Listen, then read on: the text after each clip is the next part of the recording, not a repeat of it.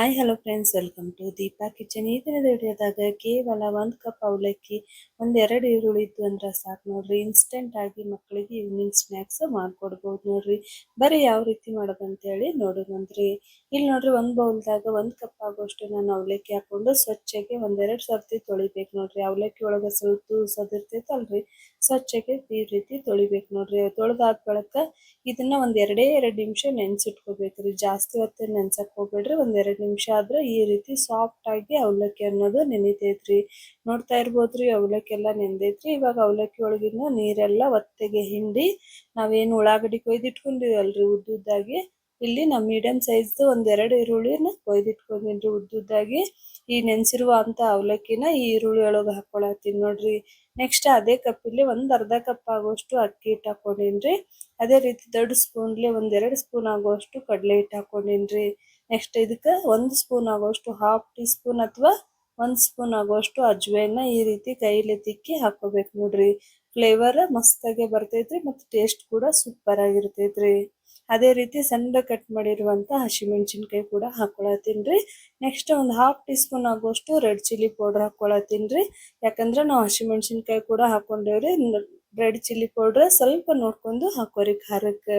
ಅದೇ ರೀತಿ ರುಚಿಗೆ ತಕ್ಕಷ್ಟು ಉಪ್ಪು ಹಾಕೊಂಡಿನ್ರಿ. ಒಂದು ಹಾಫ್ ಟೀ ಸ್ಪೂನ್ ಆಗುವಷ್ಟು ಗರಂ ಮಸಾಲ, ಒಂದು ಹಾಫ್ ಟೀ ಸ್ಪೂನ್ ಆಗುವಷ್ಟು ಅಥವಾ 1 ಚಿಟಿಕೆ ಆಗುವಷ್ಟು ನಾನು ಅರಿಶಿನ ಹಾಕೊಂಡಿನ್ರಿ. ಅದೇ ರೀತಿ ಸಣ್ಣದಾಗಿ ಕಟ್ ಮಾಡಿರುವಂತ ಕೊತ್ತಂಬರಿ ಕೂಡ ಹಾಕೊಂಡಿನ್ರಿ.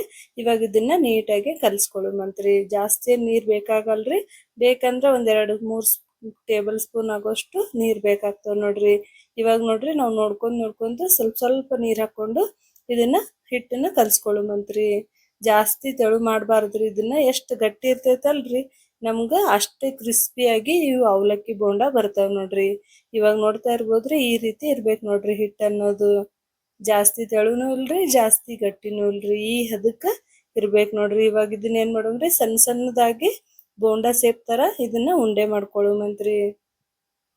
ನೋಡ್ರಿ, ಇಲ್ಲಿ ವಿಡಿಯೋದಾಗ ತೋರ್ಸಾತೀನಲ್ರಿ, ಇಷ್ಟೇ ಸಣ್ಣವೇ ಉಂಡೆ ಮಾಡ್ಕೋಬೇಕು ನೋಡ್ರಿ. ನೀವು ಜಾಸ್ತಿ ದಪ್ಪ ಮಾಡ್ಕೊಂಡ್ರಿ ಅಂತ ಇಟ್ಕೋರಿ, ಮ್ಯಾಗೆಲ್ಲ ಕ್ರಿಸ್ಪಿ ಇರ್ತೈತ್ರಿ, ಒಳಗೆಲ್ಲ ಹಿಟ್ಟು ಹಂಗೆ ಇರ್ತೈತಿ ನೋಡ್ರಿ.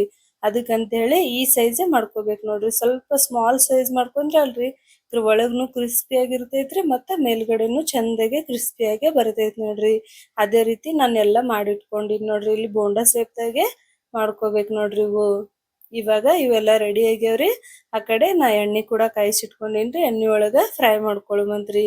ಎಣ್ಣೆ ಜಾಸ್ತಿ ಬಿಸಿ ಇರಬಾರ್ದ್ರಿ. ನೀವು ಬಿಸಿ ಎಣ್ಣೆ ಒಳಗೆ ಹಾಕಿದ್ರಿ ಅಂತ ಇಟ್ಕೋರಿ, ಮ್ಯಾಗೆಲ್ಲ ಜಲ್ದಿ ಬೇಯ್ತೈತ್ರಿ, ಒಳಗೆಲ್ಲ ಹಸಿ ಹಂಗೆ ಉಳಿತೈತಿ ನೋಡ್ರಿ.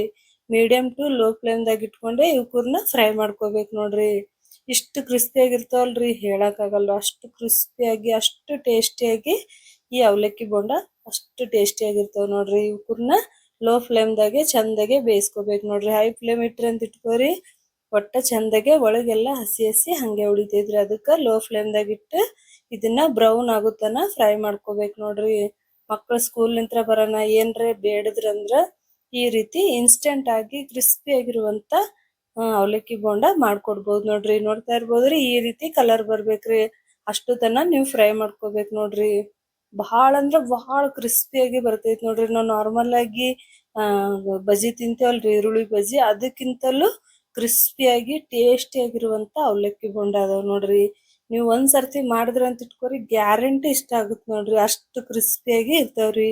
ನಿಮ್ಗ ತೋರ್ಸಾಕ್ತೀನಿ ನೋಡ್ರಿ. ನೋಡ್ತಾ ಇರ್ಬೋದ್ರಿ, ನಿಮ್ಗೆ ನೋಡಿದ್ರೇನೆ ಗೊತ್ತಾಗ್ತಿರ್ಬೋದ್ರಿ ಎಷ್ಟು ಕ್ರಿಸ್ಪಿ ಆಗೈತೆ ಅಂತ ಹೇಳಿ. ಮಕ್ಕಳಿಗೆ ಈ ರೀತಿ ಮಾಡ್ಕೊಟ್ರೆ ಗ್ಯಾರಂಟಿ ಇಷ್ಟಪಟ್ಟು ತಿಂತಾರ ನೋಡ್ರಿ. ಈ ಅವಲಕ್ಕಿ ಬೋಂಡಾಗ ನೀವು ಗ್ರೀನ್ ಚಟ್ನಿ ಕೂಡ ಮಾಡ್ಕೋಬೋದ್ರಿ, ಅಥವಾ ಸಾಸ್ ಕೂಡ ಮಕ್ಕಳಿಗೆ ಸಾಸ್ ಜೊತೆ ಕೂಡ ಇದನ್ನ ಸರ್ವ್ ಮಾಡ್ಕೋಬಹುದು ನೋಡ್ರಿ. ಮತ್ತೆ ತಡರಿ, ನೀವು ಕೂಡ ಒಂದ್ಸರ್ತಿ ರೆಸಿಪಿನ ಟ್ರೈ ಮಾಡ್ರಿ. ಹೆಂಗ್ ಬರ್ತೈತೆ ಅಂತ ಹೇಳಿ ಕಮೆಂಟ್ ಮಾಡೋದು ಮಾತ್ರ ಮರೆಯಕ್ ಹೋಗ್ಬೇಡ್ರಿ. ವಿಡಿಯೋ ಇಷ್ಟ ಐತಂದ್ರ ಸಬ್ಸ್ಕ್ರೈಬ್ ಕೂಡ ಮಾಡ್ರಿ.